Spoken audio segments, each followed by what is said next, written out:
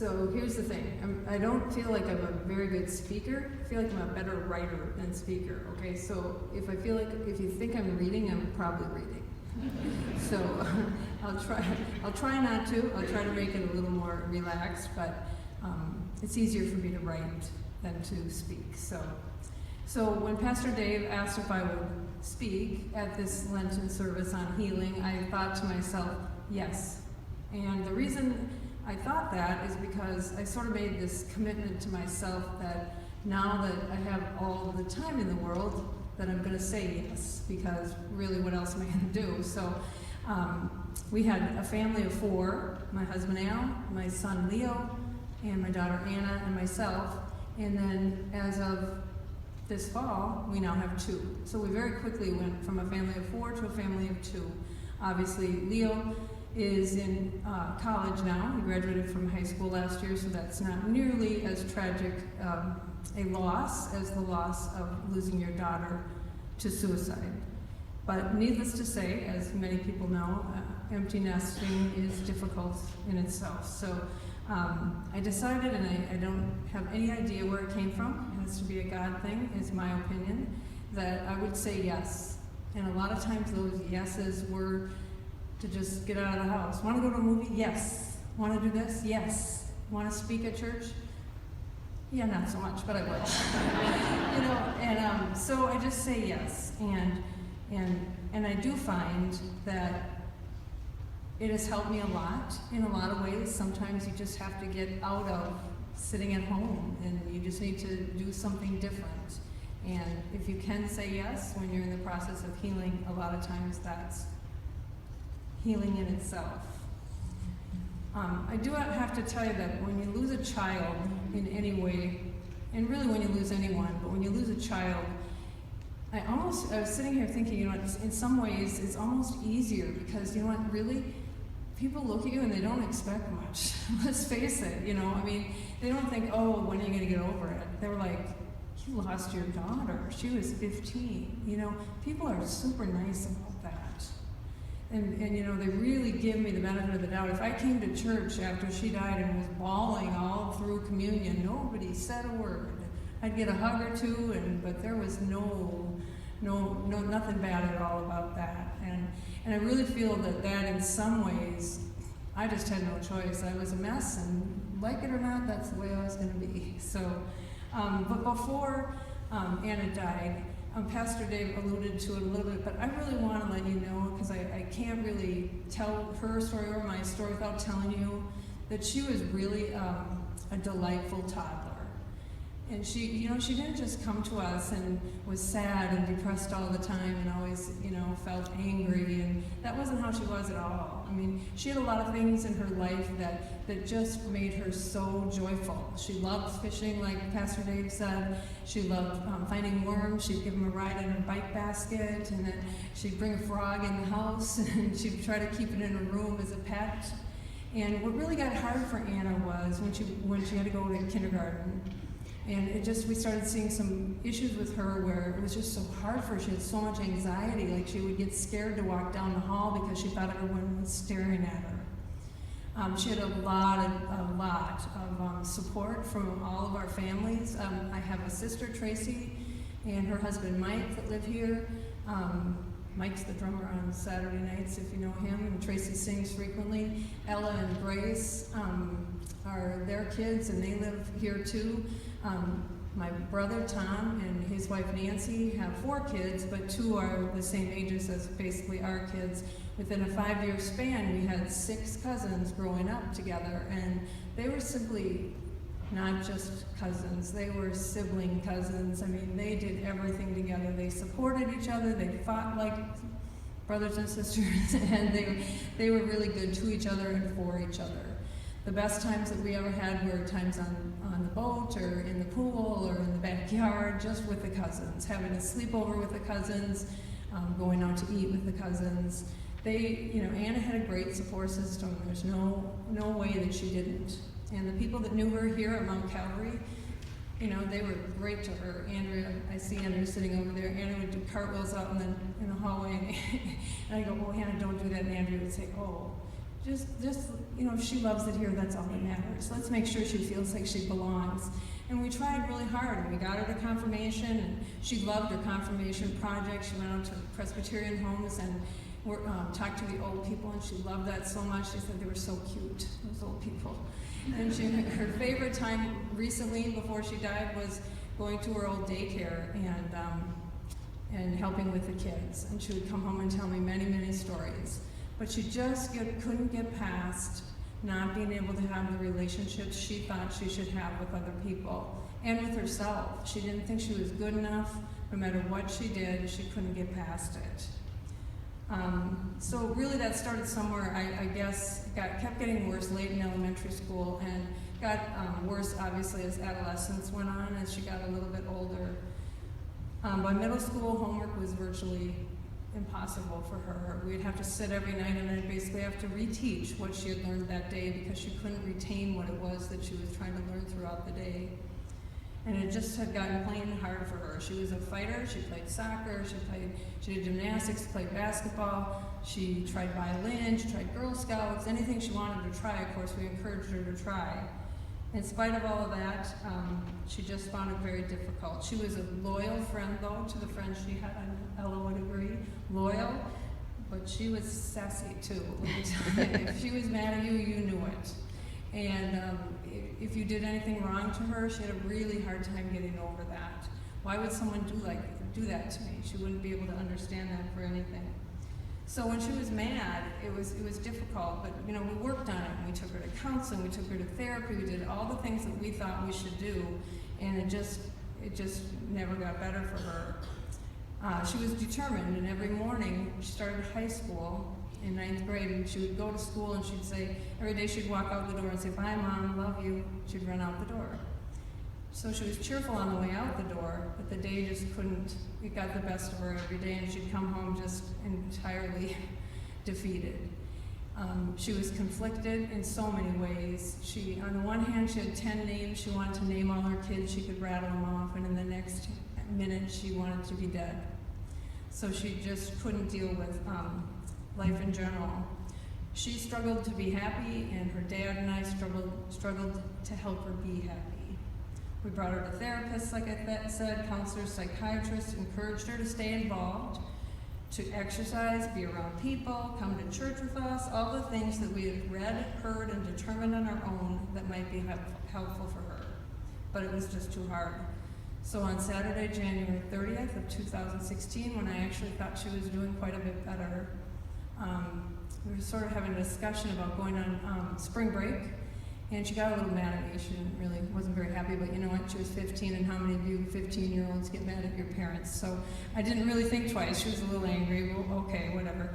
And every Saturday we go to church, and that's just what we do. And if you go to church with me on Saturday, I take you out for dinner. That's the way it is. And so I told her, I said, I need to walk the dogs before we go to church. I said, I'll be back shortly, and I encouraged her to come along because I knew that getting that exercise and getting outside would be helpful. And she turned me down, and I said, okay, I'll be back. In 15 minutes, it was a very short walk. 15 minutes later, I was home, and she had hung herself in our basement. And she didn't survive, obviously. 2 weeks later, my mom died. At this point, in the words of my friend Bob McLean, have you ever felt like Job? And I said, well, yeah, I really do feel just like Job right now, because we just thought, really, what else could go wrong at that point? But you know what? When your mom dies and you're 58 years old, it's like you kind of expect that your mom's going to die, but you still don't ever expect that your 15-year-old daughter's going to die. So that was the really more difficult thing for me, obviously. So at the time, I thought I'd never be able to talk about this out loud. I basically cried a lot, obviously, but I wondered today when I started writing this and thinking about it, how I would get up here and talk about it. And I really don't know for sure what has helped me heal all the way through it. Although I can say that, first of all, I'm very grateful that I've had some deposits in that faith bank, because over the years, I've made quite a few deposits there in that bank of faith. And so then, when I needed to have that to fall back on, it was there.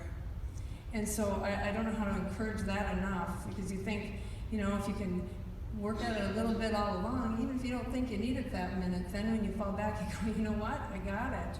I've been here, I know these people, I know this God, I know what's going on with me.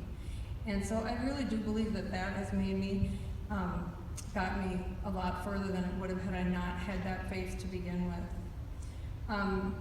As a result of some of those really bad times, though, I did a lot of reading, and one thing I found that really fit me quite well was a saying that I found on the internet that I in no way wrote or anything whatsoever, but I think about this frequently. And it goes like this: on particularly rough days, when I'm sure I can't possibly endure, I like to remind myself that my track record for getting through bad days so far is 100%. And that's pretty good. And so I remember as I go on that, I'm gonna make it. Any day after Anna died, I can honestly say, here's a good one too. Recently found out that my job is being eliminated. So I'm like, okay, whatever. I've had worse days. Nobody died. It's gonna be okay. So, the second thing I think that I've done is I've learned to follow directions. And by that I mean, I guess that, when people tell you, people are trying to help you, and God puts people in your life and they say things like, go to a grief group, talk to somebody, and you think, oh, I don't want to do that, it's too hard, I can't. You know what? Those people are there for a reason, because they've been through that stuff and they know that those things are going to help. And so I did. I learned to follow directions. They told me to join a group, and so I did. There was a grief share group here. No, it wasn't, everybody there did not have people who had children who had died, but you know what? The sorrow and the grief is the same, and we shared a lot of similarities. They told me that I should go to a suicide survivors group, and so I did that. And I still go to that actually on Thursday nights. It was a wonderful group. And they told me that I should say yes to all the other ideas that come my way. And so I did, I found a group of women actually who have lost children in all kinds of different ways at all different ages of their lives. And I go to that group too now. And actually they're meeting tonight, so I'm missing it this month, but I'll go back again next month. So the following directions thing has been really important, but also when I was growing up, my mom always told me to ask for what I need because people can't read your mind, and I truly believe that's the truth too.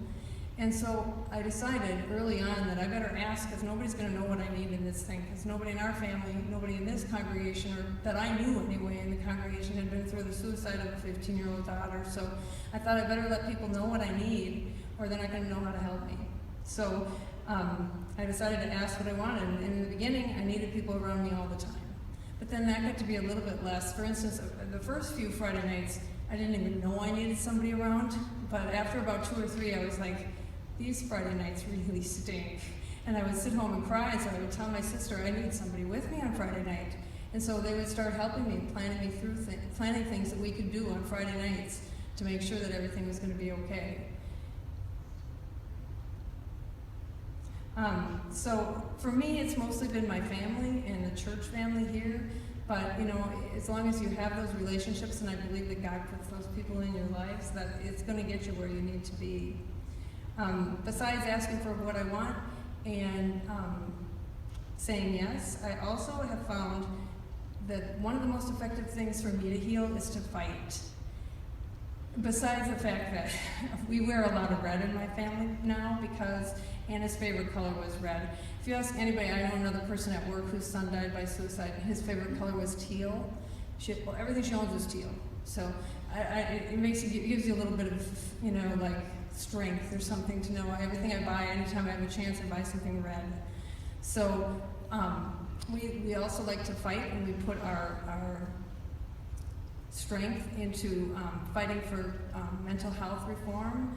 And what we started doing was any way anybody could possibly come to donate either money or time to fighting for mental health reform and suicide prevention is the way we went. Sometimes I just put on Facebook, I'll find an article or an interview, and I'll put it in a little small way, I'll put on my Facebook, oh, look at this, they're fighting for mental health reform. It's brain research. That's one of my favorite things, because I feel like nobody knows enough about the brain and how it works, and how could someone's life be so sad that they would take their life? To me, that's unfathomable. So I think we need to try to figure out what makes people do that. So anytime I can, I try to donate money to or resources to organizations that fight for that. And the one group that I've found, just as an example, that does that frequently is called the American Foundation for Suicide Prevention. And the reason I like them so much is that 50% of the funds that they receive go towards research.